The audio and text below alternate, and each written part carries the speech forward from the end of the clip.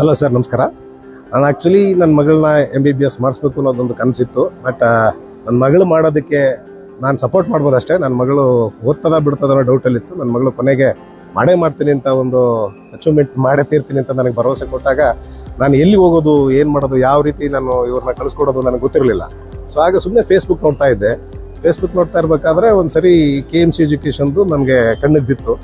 So ನೋಡೋಣ ಅಂತೇಳಿ ಅಶೋಕ ಹೋಟೆಲಲ್ಲಿ ಅದು ಆರ್ಗನೈಸ್ ಮಾಡಿದರು, ಅದು ಕರ್ನಾಟಕ ಸರ್ಕಾರದ ವತಿಯಿಂದ. ಸೊ ಅವತ್ತು ನಾನು ಮಾಡೇಬೇಕು, ನೋಡೋಣ ಅಂತ ಹೇಳ್ಬಿಟ್ಟು ನಾನು ಹೋದಾಗ ಇದೇ ನಮ್ಮ ಗುರು ಸರ್ ಸಿಕ್ಕಿದ್ರು ನನ್ನ ಪುಣ್ಯಕ್ಕೆ.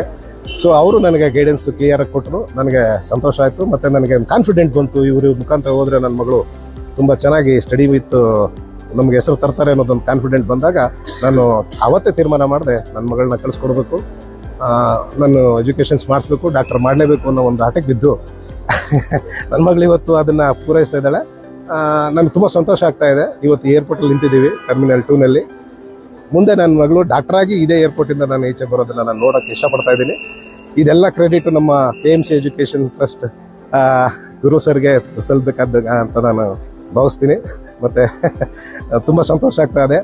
ಅವರಿಂದ ನನಗೆ ತುಂಬ ಹೆಲ್ಪ್ ಆಗ್ತಾ ಇದೆ. ಮತ್ತು ಹ್ಯಾಂಡ್ಲಿಂಗಲ್ಲಿ ತುಂಬ ಸಪೋರ್ಟಿವ್ ಆಗಿ ನಿಂತ್ಕೊಂಡು ಒಂದೊಂದು ಡಾಕ್ಯುಮೆಂಟ್ಸು ಕೂಡ ಒಂದೊಂದು ಏನು ಮಾಡಬೇಕು, ಯಾವ ಟೈಮಲ್ಲಿ ಮಾಡಬೇಕು ಅನ್ನೋದನ್ನು ಪ್ರತಿ ಕ್ಷಣ ಪ್ರತಿದಿನ ನಾವು ಕೇಳಿದ್ರೆ ಅವರೇ ಇನಿಷಿಯೇಟಿವ್ ತಗೊಂಡು ನಮಗೆ ಮಾಡಿಕೊಟ್ಟಿದ್ದಾರೆ. ಅವ್ರಿಗೆ ತುಂಬ ಹೃದಯ ಧನ್ಯವಾದಗಳನ್ನು ಅರ್ಪಿಸ್ತಾ ನನ್ನ ಮಾತು ಮುಗಿಸ್ತಾ ಇದ್ದೀನಿ.